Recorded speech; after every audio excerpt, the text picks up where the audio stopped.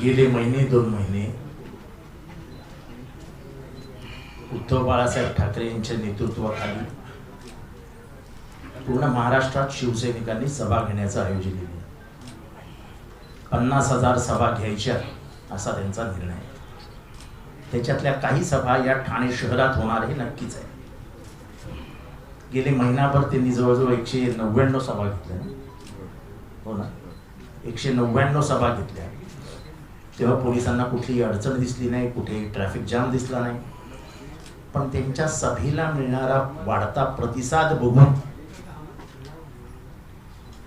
राजकीय पक्षांची पायाखालची माती सरकली आणि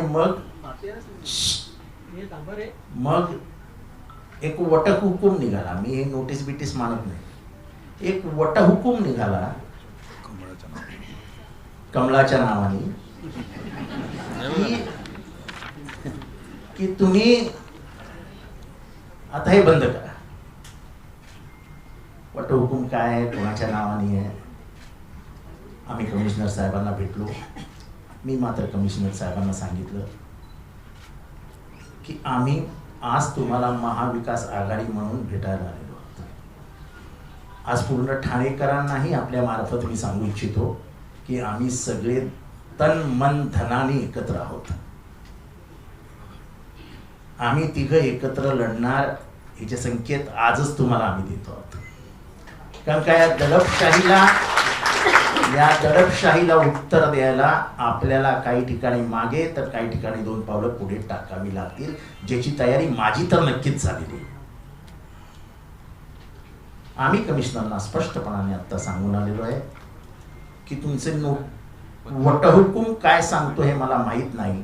आम्ही मात्र मीटिंग घेणार. तुम्हाला अरेस्ट करायचं असेल तर करा. आम्ही काही तुमच्या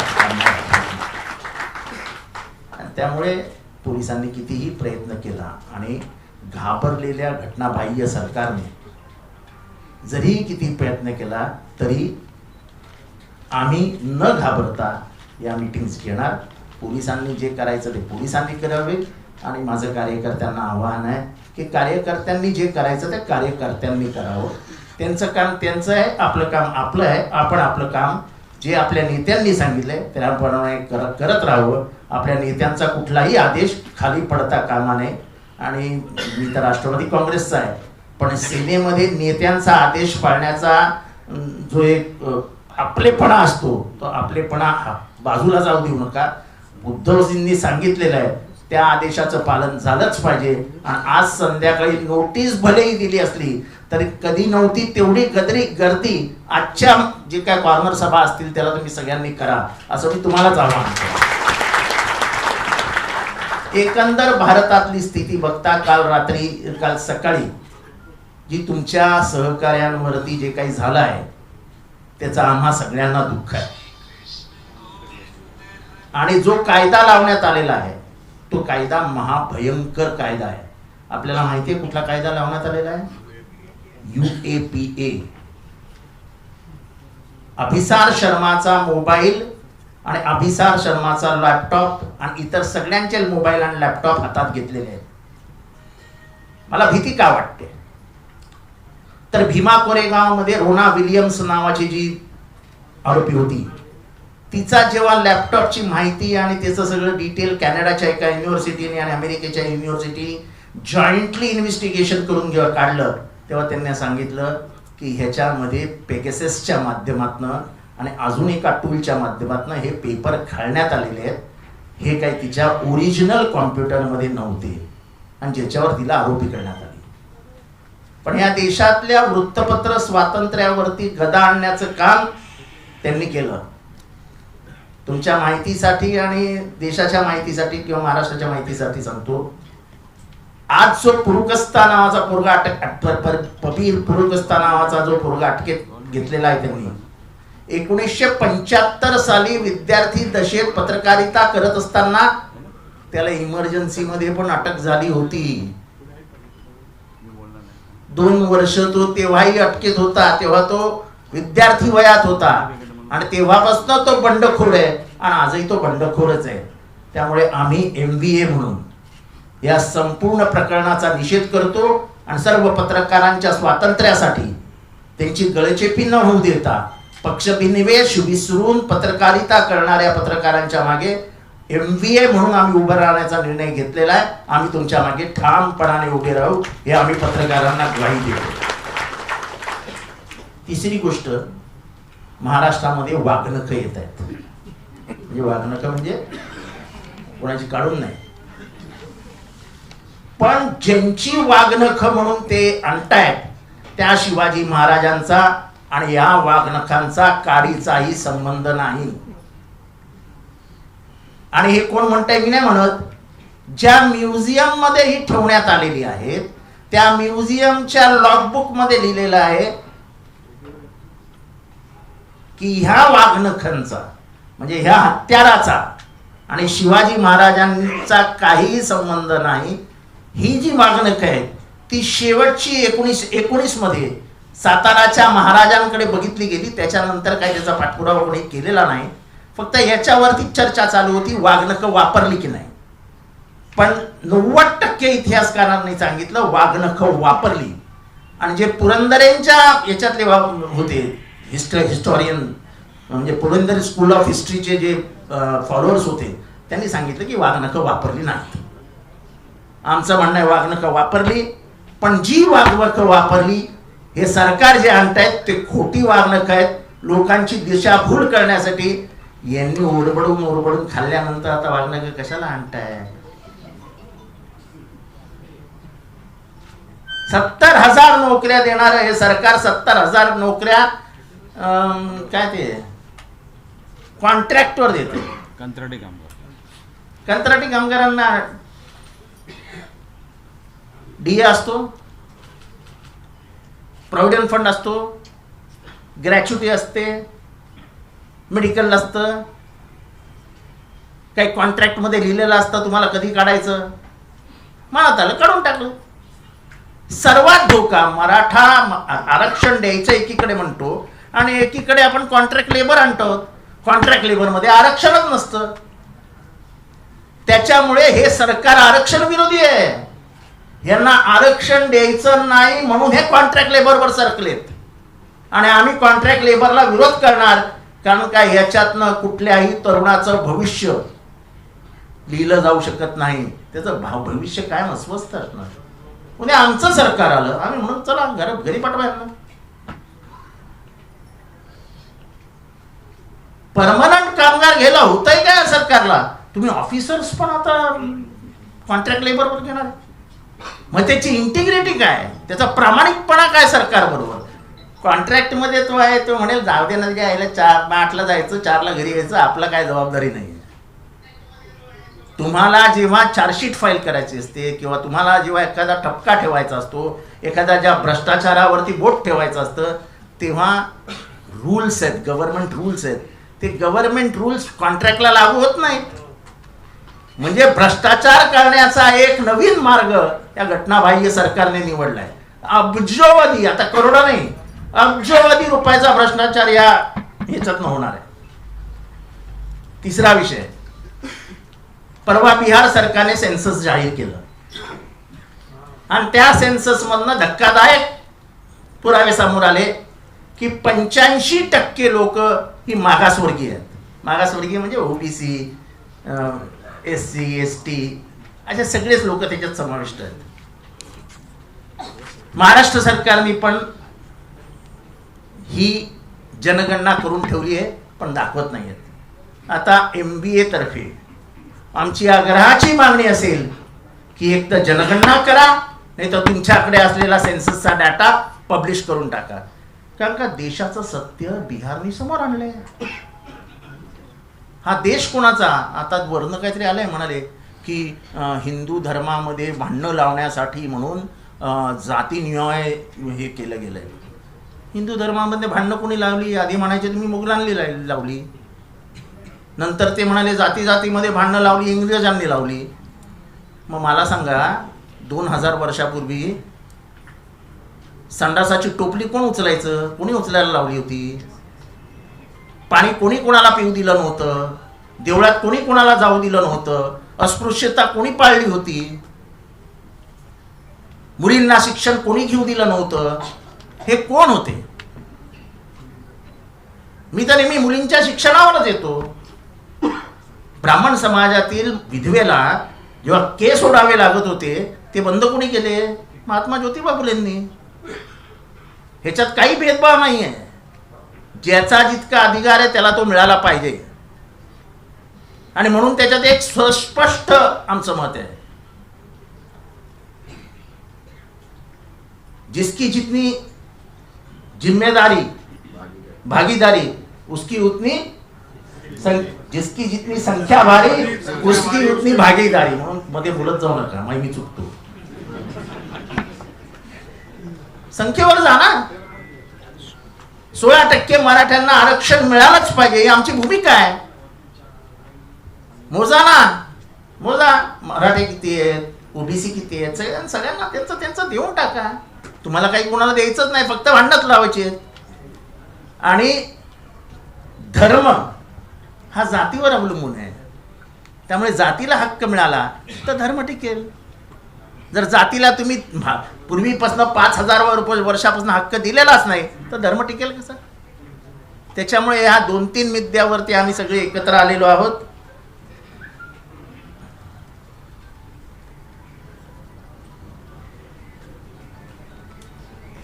या 2-3 मुद्द्यांवरती आम्ही एकत्र आलो आहोत आणि आम्ही कायमच एकत्र राहू.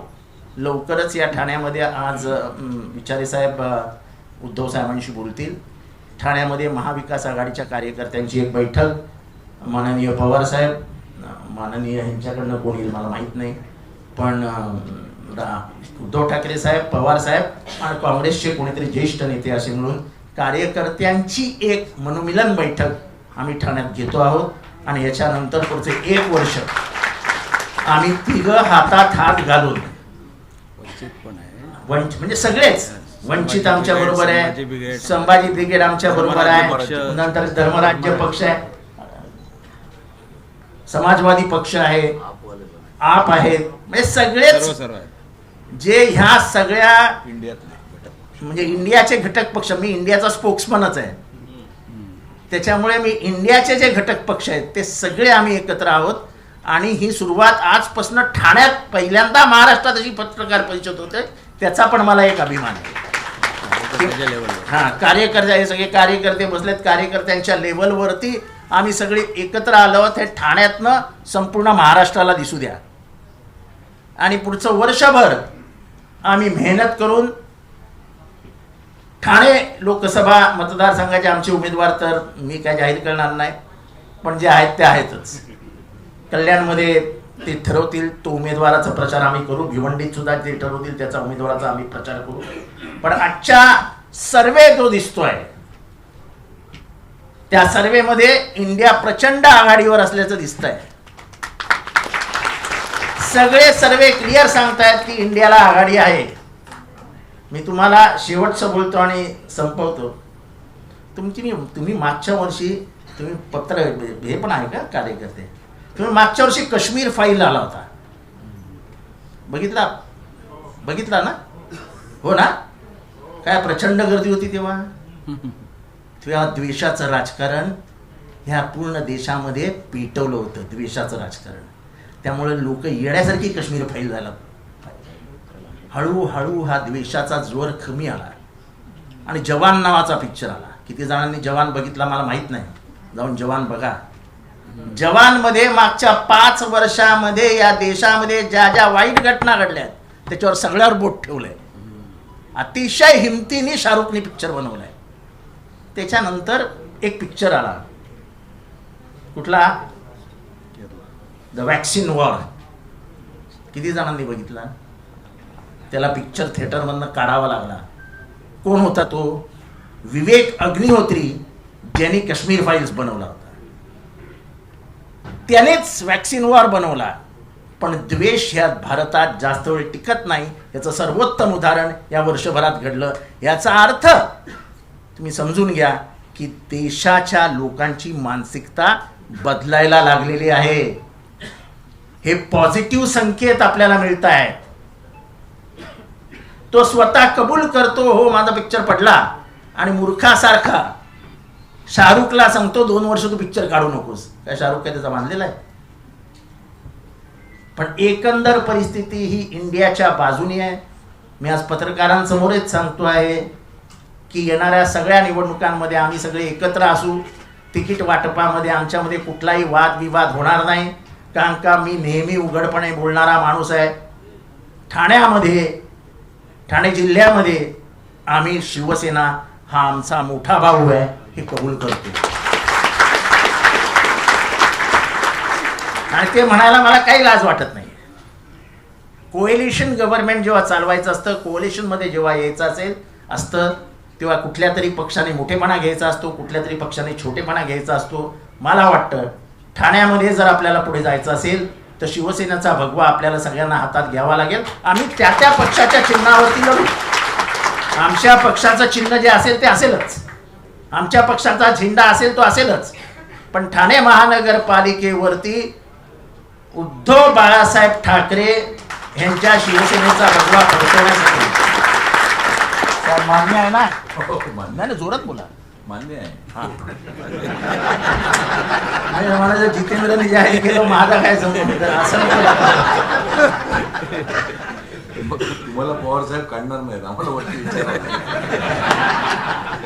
नाही सांगा. जितेंद्र बोलला, त्यांना पण माहिती तो बोलू शकतो. त्याच्यामुळे आजचे पत्रकार परिषद मला आनंद झाला की आम्ही सगळे एकत्र आलेलो आहोत. एकत्र जण पहिल्यांदा सरकारसमोरही गेलेलो आहोत.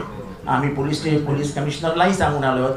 आणि ह्याच्या पुढे आता जर काही झालं, पोलीस स्टेशनलाही झालं, तरी मी राजन विचारे साहेब, सुहास देसाई, विक्रांत चव्हाण, राजन राजे, वंचितचे, संभाजी ब्रिगेडचे, आम्ही सगळे एकत्र पोलीस स्टेशनला जाणार छोट्यातल्या छोट्या एमसी साठी. बस झालं. आता तुमच्याकडेही वेळ नाही आणि आमच्याकडेही वेळ नाही. इथे लोकांना पाणी मिळत नाहीये, रस्ते, ट्रॅफिक ह्याच्याकडे कोणाचंच लक्ष नाहीये. घोडबंदर रोड पार करायला 1-1, 1.5 तास लागतो.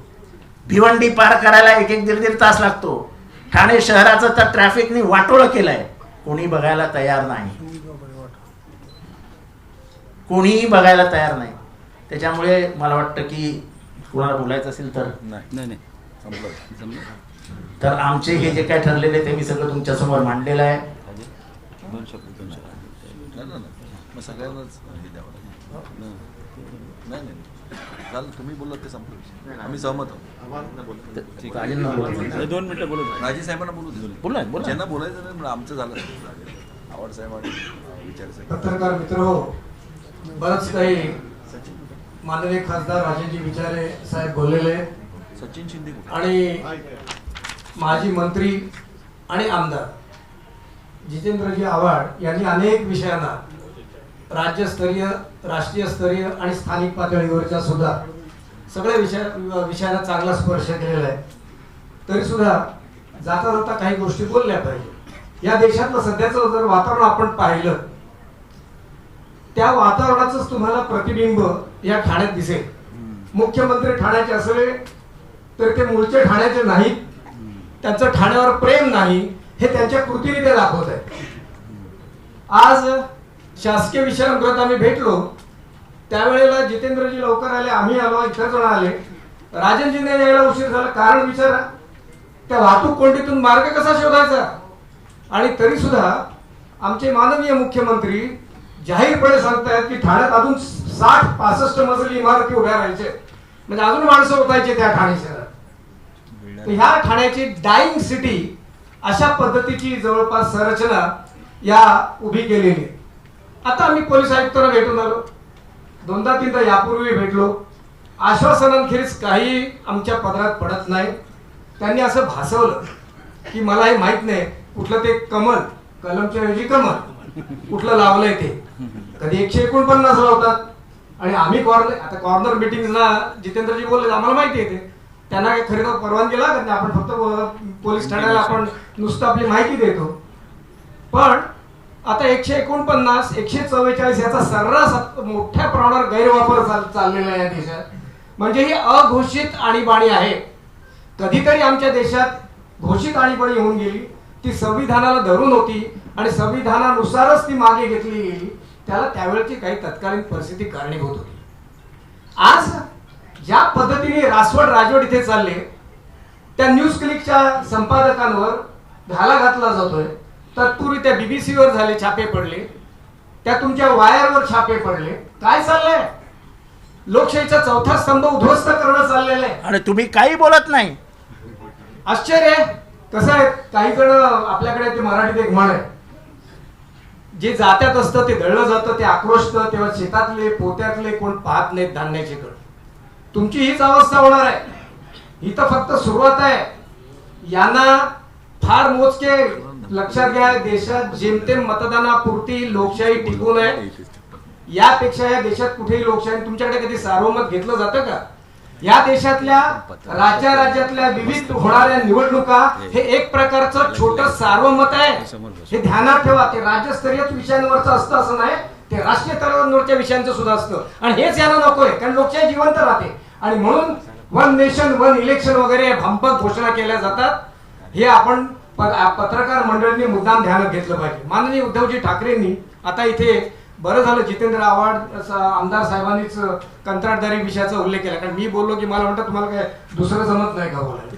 थोडं आता मी जरा थोडं स्वातंत्र्य घेतो. जितेंद्र आव्हाड साहेब आणि राजनजी विचारे साहेब, ही कंत्राटी कामगार पद्धती तुम्ही म्हणालात त्याच्यात आरक्षण नाही. मी म्हणतो आरक्षण आहे. कसलं आरक्षण आहे? या कंत्राटी कामगार पद्धतीत गुलामगिरीचं आरक्षण आहे. या कंत्राटी कामगार पद्धतीत नव अस्पृश्यतेचं आरक्षण आहे. म्हणजे एका बाबासाहेबांनी आमच्या हजारो वर्षांची अस्पृश्यता गुलामगिरी नष्ट केली आणि आता हे दुकानदार साहेब पुन्हा नव्याने अस्पृश्यता आणि गुलामगिरी आणतायत.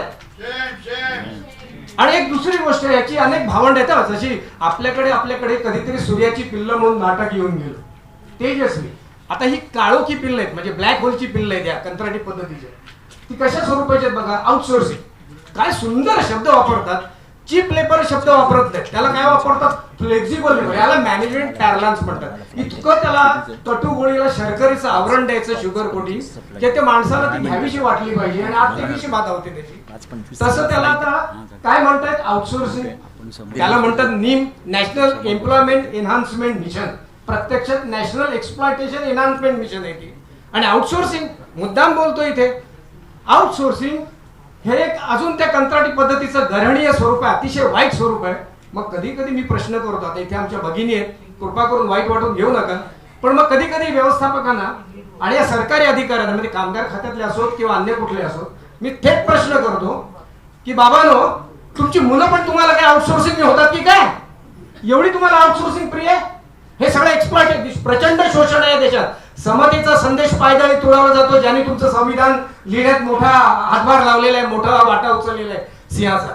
माननीय उद्धवजी ठाकरे यांनी कामगार प्रतिनिधींसमोर शिवसेनेच्या, शिवसेना म्हणजे उद्धवजींची, त्यांनी फार महत्वाचं वाक्य उच्चारलं होतं. त्याचं मी आमदार साहेबांना आणि खासदार साहेबांना आणि आपल्या सर्वांना स्मरण करू देऊ इच्छितो. त्यांनी सांगितलं होतं की म्हणाले, मी जोपर्यंत सत्तेत होतो, जे सरकार होतं महाविकास आघाडीचं, ज्यात राष्ट्रवादी होती, ज्यात काँग्रेस होतं, या सरकारने म्हणाल मी मुख्यमंत्री असेपर्यंत जी दिल्ली शोरांनी लादलेली, कारण कामगाराविषयी कन्करंट लिस्ट मधला आहे, केंद्राने कायदा केला की झक मारत त्याला राज्य सरकारला संमती द्यावी लागते, देणं भाग पडतं एक प्रकारे. तर तिथे म्हणाले मी जोपर्यंत होतो तोपर्यंत ती काळी कामगार संहिता 4 कायद्यांची योग दिली नव्हती. सत्य आहे. पण आज तुमचे मुख्यमंत्री ठाण्याचे, ठाण्यात राहणार आहे, मुख्यमंत्री महाराष्ट्राचे, ते काय करतायत? पहिलं ते देवेंद्र फडणवीसजी भाजप आणि संघाचे, त्यांनी तत्काळ पहिली काय कृती करायला घेतली असेल तर ती काळी कामगार संहिता जी 4 कायद्यांची बनवलेली आहे तिची अंमलबजावणी करायला सुरुवात केली. माझी एवढीच विनंती आमदार खासदार साहेबांना, महाविकास आघाडीतले आपण शिलेदार आहात, आपली 100% ही इंडिया आघाडी 100% नाही 1,00,000% जिंकणार आहे. माणसं जेव्हा दुसऱ्यांना घाबरायला लागतात तेव्हा ती आज स्वतः भेदरलेली असतात. आज जे चित्र देशातले छापे पडणं, अमुक करणं, लोकशाहीचा दळचेपी करणं, मुस्कटदाबी करणं, हे सगळं चित्र जे आहे हे आउटगटकेचं आहे. हत्ती गेलाय, शेपूट राहिले, शेपूट वळवळ, त्या पलीकडे काय नाही. पण माझं या महाविकास आघाडीतल्या सगळ्यांना अगदी तळमळीचं आव्हान आहे, कळकळीचं आव्हान आहे. आज तुम्ही ज्या पद्धतीच्या प्रचार सभा सुरू केलेल्या आहेत, राहुल गांधींनी कन्याकुमारी ते काश्मीर, ही पहिली नफरत छोडो भारत जोडो हे अभियान नंबर 1 सुरू केलं, टप्पा 1. आता दुसरा टप्पा सुरू होतोय. गुजरात ते आसाम अख्खा भारत जसा ढवळून काढला तसं राजनजी विचारे ठाणा ढवळून काढतायत. आणि माननीय उद्धवजी ठाकरे यांच्या आदेशानं आणि इतर सगळ्या त्यांच्या सहकाऱ्यांच्या आदेशानं संपूर्ण महाराष्ट्र ढवळून काढला जातोय. या सगळ्या ढवळणीच्या या सगळ्या प्रक्रियेत एक माझी विनंती आहे धर्मराज्य पक्षाच्या वतीनं, या समस्त महाराष्ट्रातल्या कामगारांच्या वतीनं, आणि जे आरक्षणासाठी झगडतो तो मराठा समाज जो सगळ्यात जास्त कंत्राटदारी शापित आहे, जास्त ज्याला कंत्राटदारीचे भोग भोगायला लागतात, त्या सगळ्यांच्या ओबीसी मराठा या सगळा जो कामगार वर्गात बहुसंख्येने मोडतो हा समाज. कारण मराठी माणूस 90% कामगार आहे, तो कुठला भांडवलदार नाही, तो कुठला व्यवस्थापक नाही फारसा. या सगळ्यांच्या वतीने मी या महाविकास आघाडीच्या सर्व सन्माननीय सदस्यांना या प्रभृतींना विनंती करतो की त्यांनी राहुल गांधींना साकडं घालावं, खरगेंना साकडं घालावं, तुमच्या नितीश कुमारांना साकडं घालावं. आणि किमान पक्षी माझ्या फार मोठ्या अपेक्षा नाहीत, कारण एकदम दडपण टाकणं राहुलजींवर सुद्धा चुकीचं आहे. की निदान हे जेव्हा तुमचा जाहीरनामा ह्या इंडिया आघाडीचा येईल त्यावेळेला त्याच्यात स्पष्टपणे नमूद करा, जसं तुम्ही आता नमूद केलं की आम्ही लोकसंख्येच्या प्रमाणात आम्ही आरक्षण देऊ, अनेक गोष्टी तुम्ही आताच आश्वासन देताय. तसंच किमान पक्षी ही कामगारांची काळी संहिता जी या मोदी अमित शाह सरकारने लादलेली आहे आणि आता महाराष्ट्रात त्याचीच ओढतायत शिंदे फडणवीस सरकार, ही तरी तुम्ही किमान जाहीरनाम्यात आम्ही सत्तेवर आल्या क्षणीच ते हाणून पाडू अशा तऱ्हेचं आश्वासन द्या, एवढी मी विनंती करतो. आणि ठामपणे ठाण्यात हे जनजागरणाचं सत्र चालू राहील, कुठल्याही दडपशाही भीक घालणार असं आम्ही आपल्या वतीने स्पष्टपणे नमूद करतो आणि आपली रजा घेतो. धन्यवाद. जाता जाता तुम्हाला आठवण करून देतो, तुमच्यातले अनेक जण कॉन्ट्रॅक्टवर आहेत, हसू नका हा. त्याच्यामुळे तुम्ही आम्हाला समर्थन द्या, तुमचं कॉन्ट्रॅक्ट घालवण्याचं काम आम्ही करू. तुमचं कॉन्ट्रॅक्ट नाही, हे कॉन्ट्रॅक्च्युअल लेबर जे आहे ते कॅन्सल करू, तुम्ही आम्हाला पाठिंबा द्या. त्यांचा मजिठी आयोग नष्ट केला ते सगळं. एक मिनिट संभाजी ब्रिगेड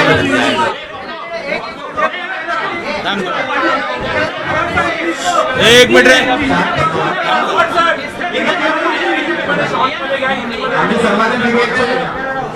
थोडक्यात संभाजी ब्रिगेडच्या वतीने बोलते. सर्वांना पत्रकार बंधूंना सर्वप्रथम सहस्नेह जयजी जाऊ. विचार मंचावरती उपस्थित सर्व महाविकास आघाडीतले नेते मंडळी, मी काही जास्त बोलणार नाही. आदरणीय विचारे साहेब, आदरणीय आव्हाड साहेब आणि राजे साहेब यांनी सर्वच विषयावरती व्यवस्थित अशी मांडणी केलेली आहे. आमची काही वेगळी भूमिका नाही. शिवसेनेबरोबर संभाजी ब्रिगेडची अधिकृत युती झाल्यानंतर प्रत्येक शिवसैनिकांच्या प्रत्येक आंदोलनामध्ये संभाजी ब्रिगेड त्यांच्या सोबत आहे आणि त्यांच्या एक पाऊल पुढे ठेवून आपण त्यांच्या सोबत राहणार आहोत. संभाजी ब्रिगेडच्या माध्यमातून संपूर्ण महाराष्ट्रभरामधून आपण ह्या आंदोलनाला सपोर्ट करणार आहे. सर, 2च मिनिटं एक गोष्ट बोलतो. संभाजी ब्रिगेडच्या कामगार संघटनेच्या वतीनं आणि संभाजी ब्रिगेड मुंबईच्या वतीनं आम्ही या कंत्राटदारी भरतीच्या विरोधात आमरण उपोषणासाठी आझाद मैदानला बसलेलो आहोत. आम्ही सन्माननीय दोन्ही नेते मंडळींना निवेदन करतो की त्यांनी आम्हाला तिथे येऊन भेट द्यावं आणि आपला हा सहयोग नोंदवावा. तसेच 62,000 जिल्हा परिषदच्या शाळा हे खासगीकरणाच्या माध्यमातून पुन्हा घाट घातला गेलेला आहे. तुम्ही आम्ही आमचे आई वडील हे जिल्हा परिषद शाळेतून शिकून मोठे झालो, IAS IPS झाले, जिल्हा परिषदेमधून झालो. या जिल्हा परिषद शाळा या खासगीकरण झाल्या नाही पाहिजे, त्याच्यासाठी आपल्याला सुद्धा रस्त्यावर उतरावं लागेल. खासगीकरणाच्या माध्यमातून इथला सर्व बहुजन समाजाची आरक्षण आणि गळचेपी करण्याचं काम हे फॅसिस्टवादी सरकार करत आहे. आणि हे फॅसिस्टवादी सरकार, या सरकारचा गळा जर घोटायचा असेल तर सर्व पक्षीय सर्व समाज बांधवांनी आता एक लक्ष घ्यावं लागेल. आपल्याला भारतीय म्हणून ह्या फॅसिस्टवादी RSS वादी सरकारच्या विरोधात रस्त्यावर उतरावं लागेल. आमची अपेक्षा कुठल्याही आमदार खासदार नगरसेवक व्हायची नाही. आम्ही जे ह्याच्यासाठी त्यांनी मरमर केलेली आहे आणि हे जे 40 पळालेले आहेत, 80 पळालेले आहेत, यांनी स्वतःचं आरक्षण मिळवून घेतलेलं आहे. हे स्वतः आरक्षित झालेले आहेत आम्हाला कॉन्ट्रॅक्ट सिस्टम करतात, आम्ही तुम्हाला त्या कॉन्ट्रॅक्ट वरती भरती करणार आहोत हे लक्षात ठेवा. म्हणून एवढंच सांगू इच्छितो आणि तुमची सर्वांची रजा घेतो. जय निजाम जय शिवराय.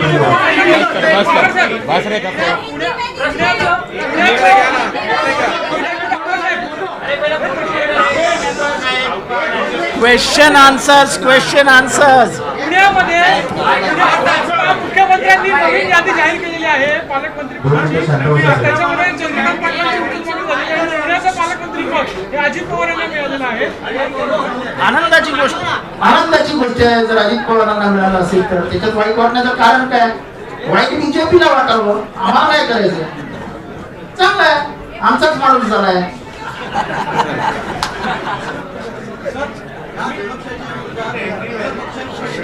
काय काय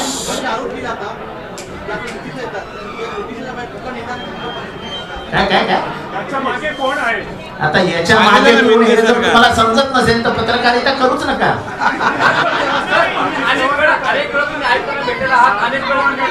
एक पूल दोन आप. तुम्ही अनेक वेळा आयुक्तांना भेटलेला आहात, अनेक वेळा दिल्ली पक्षाने निवेदन दिलेत, मात्र कोणती कारवाई होत नाही.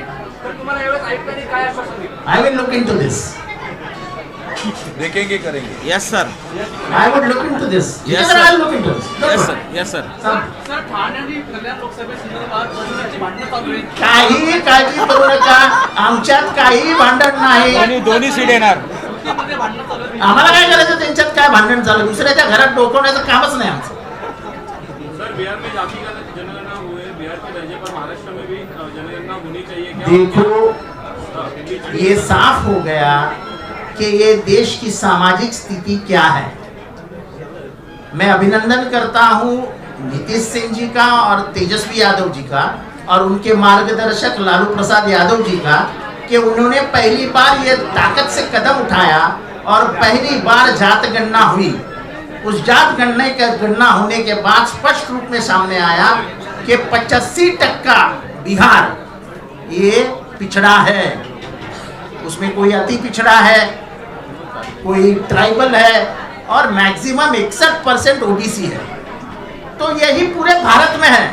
तो हम यही मांग कर रहे हैं कि जिसकी जितनी संख्या भारी उसकी उतनी जिम्मेदारी.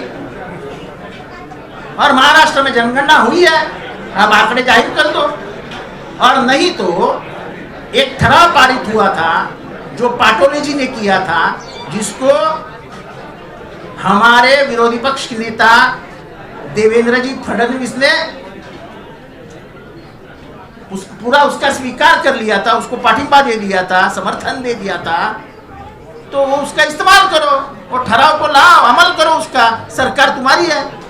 आपको अगर आरक्षण देना है तो आप आरक्षण क्यों नहीं देंगे? क्योंकि आज धनगर समाज के हमारे नेता जानकर साहब, उनको पिछड़ा होने के नाते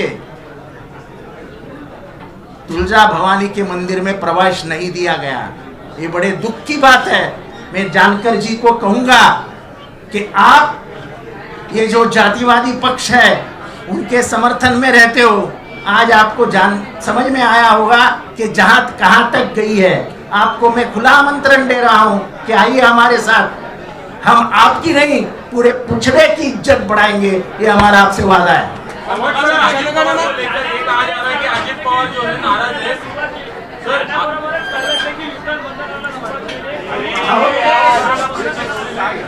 सर जनगणना जाहीर केली नाही तर जनगणनेसाठी तुम्ही रस्त्यावर उतरणार आहात. अख्खा भारत, अख्खा इंडिया जनगणनेसाठी रस्त्यावर उतरणार.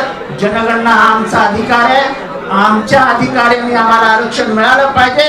हे आता एवढे वर्ष मिळालं नाही, ते आता मिळवण्याची वेळ आलेली आहे. आम्हाला आमचं आरक्षण मिळालंच पाहिजे. थांब जरा थांब त्यांना बोलू. एकाला एक एक प्रश्न विचारायचा आहे. अजित पवार को लेकर कहा जा रहा है कि वो सरकार से नाराज है, उनकी नाराजगी का कारण मंत्रिमंडल का विस्तार किए. देखो, अजित पवार क्यों नाराज है ये मैं कैसे बताऊं. ना मेरी उनसे बात होती है, ना मैं कभी उनको जाके देखा है. तो कौन से मुंह से क्या जवाब दूं आपको. लेकिन आपको क्या लगता है वो पॉलिटिकल नाराजगी तो नहीं? अजित पवार की पॉलिटिकल नाराजगी तो नहीं? अगर पॉलिटिकल भी होगी तो मुझे कैसा पता चलेगा पॉलिटिकल है. तो आपकी मैं तो आम इंसान हूँ, थाना में बैठा हूँ, मुझे क्या मालूम है नाराज है कि नहीं है।